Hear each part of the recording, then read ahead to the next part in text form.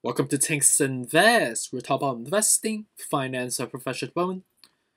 As for recording time of 1:10 p.m. on Eastern Time, Ethereum contract $3,054, about 2.79% so far. As you can see clearly on the over crypto market, we are a relatively mixed bag at the moment, but the majority of the coins, including the key coins, are down approximately about just 2.5% at the moment. Besides, XRP seems like it's still surging at 4% at the moment, and AVAX is also up about 1.5%. So we'll dive into technicals for the respective crypto in a bit to identify what's the momentum looking like, what's the risk management level that we should be looking at the moment. So what's the reason behind this, normalization or a mini sell-off, if you may?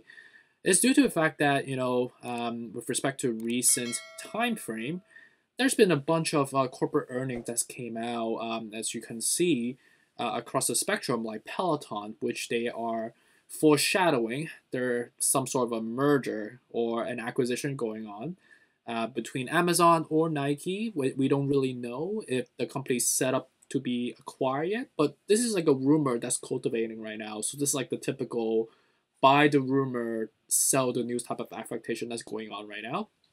And also with respect to the executive from Peloton, there's been a shift. The CEO, Foley, he's going to be shifting over to become a chairman, but they're going to be appointing the former CFO of Spotify to be a CEO of Peloton going forward, because of the fact that based on, if you understand and you follow executive track records, he's someone that historically has been a very relatively good support for founders as a partner, right? So CEOs typically will partner with the president or like the founder or the founding member, right? It's a different mindset, right? To be a founder versus being an executive that deals with the internal operations and obviously the delegations of the corporate structure, right? So seems like this new candidate from obviously running Spotify as a CFO prior can be a good candidate. Subsequently drive some positive signal across the spectrum. In addition to that, also like Harley Davidson, which is a motorcycle company, Pfizer, Chegg also have driven some volatility. Harley Davidson I see is that up about 8% at the moment. Seems like in Q4 they really knocked out the park, selling a lot of their nice motorcycle, which I aspire to get one someday. So in addition to that, we understand that because of the buying pressure across the equity side, which you see Dow Jones currently up about 1%, Nasdaq up about 1.11%, S&P is also up about 0.74%. There's some sort of anti-closure effects that's going on between equity and obviously crypto. And with respect to overall crypto market, we've been surging relatively fast and strong in the recent time frame. So the market is now looking for a reason to sell off, but not obviously not just a major sell off. It's more of like a short-term investors taking profit ahead of the awaited key inflationary data that's releasing on Thursday at 8:30 a.m. coming up, right? The CPI report. So for those that have been following my buy and sell signal, really pay attention to these signals going forward as we endure this volatility. And without wasting any more time, let's just dive straight into technicals. With respect to recording time of 1:14 p.m. on Eastern Time, Ethereum contract $3,064, about 2.46% so far.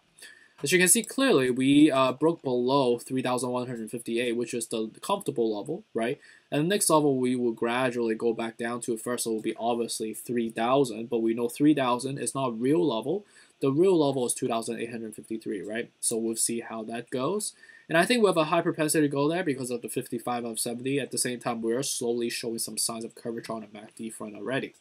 With respect to Bitcoin, down about 1.6%, the 43,167 right now. We obviously broke below the 44, right, which we were approximately before. We even got up to all the way to 45,500 earlier. But that was not a real level. That level was just a comfortable level because it's a flat number. The real level is at the 48,000 or 47,893 per se, based on the technical frames. So I think right now we have a propensity to go back down to obviously to the next comfortable level at the 41. right? But the real level would be ideally at the 40,000 based on the technical frame. And I'm looking it's a relative consolidated level, not just in the most recent one, but you have to look into the historical level going all the way back into the inception. Right now we are at the 60 out of 70, so we're still leaping down. I think coming back down to 40,000 wouldn't be surprising to me. Dogecoin's at 1560 right now, down about 5.6% at the moment, right? Anywhere from the 1412 all the way to 1201 would still be logical from here. Cardano is down about 4.11%. We are approximating right now anywhere from 109 to 102 would technically be the good frame, but I personally prefer 102 to 92 from here, knowing the fact that we still have some room to fall down to at 50 out of 70. Solana is a 111 at the moment, down about close to 7%. We're just comfortably laying at the next level, right? Which is exactly a level at the 111 that I identify. I personally like anywhere from 95 all the way to the bottom, technically at 80 from here. XRP is still surging, but obviously we are just basically selling back down. We were surging relatively prominently all the way to 88, right? And you can see that clearly we're coming back down, and I think the next level we're going to test was somewhere around be 78 cents. And we're just naturally coming back down because that's the next level of comfort, right? But the real level that we need to get back all the way to even feel incentivized to buy will be anywhere from 69 to 57. Polkadot's down about 5%, 21.27 at the moment. Anywhere from 1881 to 1587 is still logical at the 50 out of 70. So this is not it's not the best, not the worst, but I would still prefer 1850 will be where I start. Algorand's down about 6%, $1 right now. I like anywhere from 94 to 79 from here with the 41 out of 70. Shiba Inu is down about 7.16%. I like anywhere from low 2000s all the way to 1400 to 900. Again, this is not really a good level to incur risk at the moment because of the relatively large gap. With the 62 out of 70, definitely not a good level to buy right now.